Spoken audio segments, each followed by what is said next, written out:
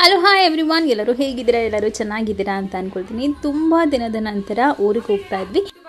Bye. Why because ಊರಲ್ಲಿ ಗಣೇಶ ವಿಸರ್ಜನೆ ಇತ್ತು, ಸೊ ಅದಕ್ಕೋಸ್ಕರ ಎಲ್ಲರೂ ಹೋಗ್ತಾ ಇದ್ವಿ. And for the first time ನನ್ನ ತಂಗಿ ಮತ್ತು ಮೈದಾ ಅವರು ಕೂಡ ನಮ್ಮ ಊರಿಗೆ ಬರ್ತಾಯಿದ್ರು. ಜೊತೆಗೆ ಅಮ್ಮ ಕೂಡ ಎಲ್ಲರೂ ಹೋದ್ವಿ. ಏನು ಗೊತ್ತಾ, ಯಾವಾಗ್ಲೂ ಕೂಡ ಮನೇಲಿ ಒಬ್ಬರಲ್ಲ ಒಬ್ಬರು ಇದ್ದೇ ಇರ್ತಾರೆ ನನಗೆ ಫಸ್ಟ್ ಸೀಟೇ ಬೇಕು ಅಂತ ಹೇಳಿ. ಸೊ ಆ ಥರದ್ರಲ್ಲಿ ನನ್ನ ತಂಗಿ ಫಸ್ಟ್ ಸೀಟೇ ಅಂತಂದರೆ ಫ್ರಂಟ್ ಸೀಟೇ ಬೇಕು ಅಂತ ಇರ್ತಾಳೆ. ಜೊತೆಗೆ ನನ್ನ ಮಗ ಕೂಡ ನಾನು ಡ್ರೈವಿಂಗ್ ಮಾಡ್ತಾರಲ್ಲ, ಸೊ ಆ ಸೀಟಲ್ಲಿ ಕೂರ್ತೀನಿ, ನಾನೇ ಕಾರ್ ಓಡಿಸ್ತೀನಿ ಅಂತ ಹೇಳ್ತಿದ್ದ.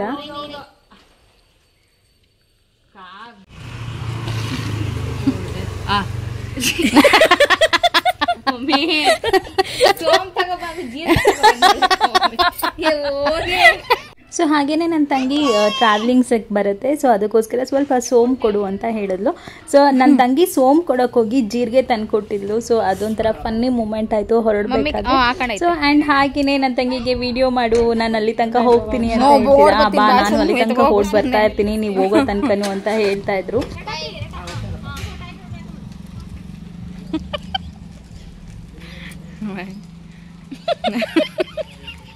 ಆ್ಯಂಡ್ ಹಾಗೆಯೇ ನಮ್ಮೂರಿಗೂ ಕೂಡ ಹೋಗೋದಿತ್ತು. ಸೊ ಆನ್ ದ ವೇ ಹೋಗ್ತೀವಲ್ಲ, ಸೊ ಹಾಗೆಯೇ ಡ್ರಾಪ್ ಮಾಡಿ ಹೋಗ್ತೀವಿ ಅಂತ ಹೇಳಿ ಸೊ ಹಾಗೆಯೇ ಬರ್ತಾಯಿದ್ರು ಎಲ್ಲರೂ ಕೂಡ. ಹಾಗೆಯೇ ಫಸ್ಟ್ ಟೈಮ್ ಬರ್ತಿದ್ರಲ್ಲ, ನಮಗೂ ಒಂಥರ ಖುಷಿ ಆಗ್ತಿತ್ತು. ಮದುವೆ ಆದಮೇಲೆ ಫಾರ್ ದ ಫಸ್ಟ್ ಟೈಮ್ ನಮ್ಮೂರಿಗೆ ಅಂತಂದರೆ ನನ್ನ ಹಸ್ಬೆಂಡ್ ಊರಿಗೆ ಬರ್ತಿದ್ದಾರೆ ಅಂತ ಹೇಳಿ. ಸೊ ಎಲ್ಲರೂ ಮಾತಾಡ್ಕೊಂಡು ಹಾಗೆಯೇ ಹೋಗ್ತಾ ಇದ್ವಿ. ಇಷ್ಟೊತ್ತಾಗಿದೆ ಯಾರಿಂದ ಬೃಂದ ಇದ್ದಾಳಲ್ಲ, ಸೊ ಅವಳು 9 o'clockಗೆ ಎಲ್ಲ ರೆಡಿ ಆಗ್ತೀನಿ ಅಂತ ಸ್ಟಾರ್ಟ್ ಮಾಡಿದ್ದು. ಬಟ್ ಅವಳು ರೆಡಿ ಆಗಿದ್ದೆ ಆಲ್ಮೋಸ್ಟ್ ಒಂದು 11 o'clock ಮಾಡಿದ್ಲು. ನಾವು ಮಧ್ಯಾಹ್ನ ಹೊರಡೋದು 12:30 ಆಗೋಯ್ತು. ಆ್ಯಂಡ್ ಹಾಗೆಯೇ ನಮ್ಮ ಸೈಟ್ ಇತ್ತಲ್ಲ, ಸೊ ಅಲ್ಲಿ ದೂರದಿಂದ ನಾವು ನೋಡ್ಕೊಂಡು ಹೋಗ್ತಾ ಇದ್ವಿ. ಆ್ಯಂಡ್ ತುಂಬ ದಿನ ಆಗೋಗಿತ್ತು, ಸೈಟ್ ಹತ್ರನೂ ಹೋಗಿ ನೋಡೇ ಇರಲಿಲ್ಲ. ಸೊ ಅದಕ್ಕೋಸ್ಕರ ಹೇಳ್ತಿದ್ದೆ ರಿಟರ್ನ್ ಬರ್ತಾ ಹಾಗೆಯೇ ಒಂದ್ಸಲ ಬೇಗ ಬಂದರೆ ಹಾಗೆಯೇ ಸೈಟ್ ಹತ್ರ ನೋಡ್ಕೊಂಡು ಹೋಗಿ ಹೇಗಿದೆ ಎಲ್ಲನೂ ಅಂತ ಅಂದ್ಬಿಟ್ಟು. ಸೊ ಹಾಗೆಯೇ ತುಂಬ ಚೆನ್ನಾಗಿತ್ತು. ಫಸ್ಟ್ ಟೈಮ್ ಇವರು ಕೂಡ ನಮ್ಮ ಊರಿಗೆ ಬರ್ತಾ ಇದ್ದಿದ್ದು. ಜೊತೆಗೆ ನನ್ನ ಮಗ ಹಾಗೆ ಮಲ್ಕೊಂಡು ಬಿಟ್ಟಿದ್ದ. ಆ್ಯಂಡ್ ಫೈನಲಿ ಊರಿಗೆ ರೀಚ್ ಆದ್ವಿ. ಆಲ್ಮೋಸ್ಟ್ 1.5 hours ಅಷ್ಟೇ ತೊಗೊಂಡಿದ್ದು. ಸೊ ಬೇಗ ಬಂದ್ವಿ ಎಲ್ಲರೂ ಕೂಡ.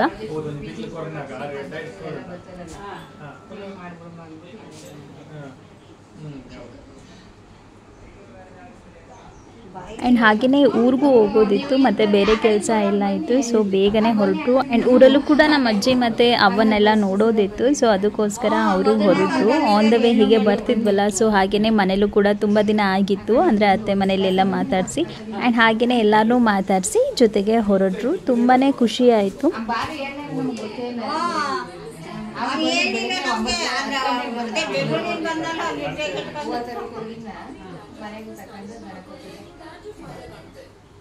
ಆ್ಯಂಡ್ ಇಲ್ಲಿ ಗಣಪತಿ ಕೂರಿಸಿದ್ರು, ಅಂತಂದರೆ ಮನೆ ಮುಂದೆನೇ ಇಲ್ಲಿ ಗಣಪತಿ ಕೂರಿಸಿದ್ರು. ತುಂಬಾ ದೊಡ್ಡದಾಗಿತ್ತು, ತುಂಬಾ ಚೆನ್ನಾಗಿತ್ತು.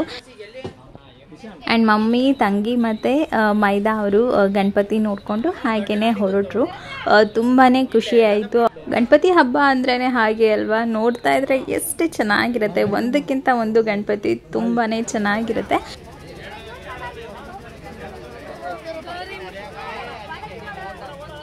ಆ್ಯಂಡ್ ಇದು ನೈಟ್ ಟೈಮ್ಗೆ ಗಣೇಶನ ವಿಸರ್ಜನೆ ಮಾಡೋ ಟೈಮು.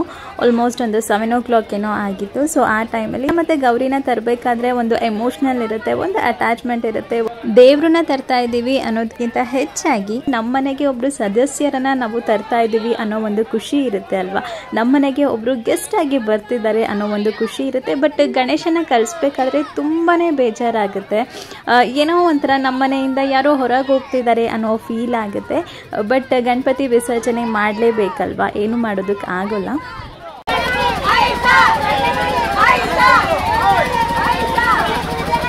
ಗೌರಿ ಗಣೇಶ ಹಬ್ಬ ಅಂದಿದ ತಕ್ಷಣ ಆ ಕಡೆನೂ ಆರ್ಕೆಸ್ಟ್ರಾ, ಸಾಂಗ್ ಎಲ್ಲ ಚೆನ್ನಾಗಿರುತ್ತೆ. ಒಂಥರ ತುಂಬಾ ಡಿಫ್ರೆಂಟ್ ಆಗಿರೋ ಹಬ್ಬ ಎಲ್ಲರೂ ಕೂಡ ಮಾಡ್ತಾರೆ ಅಂತಂದರೆ ಅದು ಗಣೇಶ ಹಬ್ಬ. ಪ್ರತಿಯೊಬ್ಬರು ಸೇರಿ ಗಣೇಶ ಹಬ್ಬನ ಸೆಲೆಬ್ರೇಟ್ ಮಾಡ್ತಾರೆ, ಎಲ್ಲರೂ ಸೇರ್ತಾರೆ ಅಲ್ವಾ. ಎಷ್ಟು ಚೆನ್ನಾಗಿರುತ್ತಲ್ಲ ನೋಡೋದಕ್ಕೆ.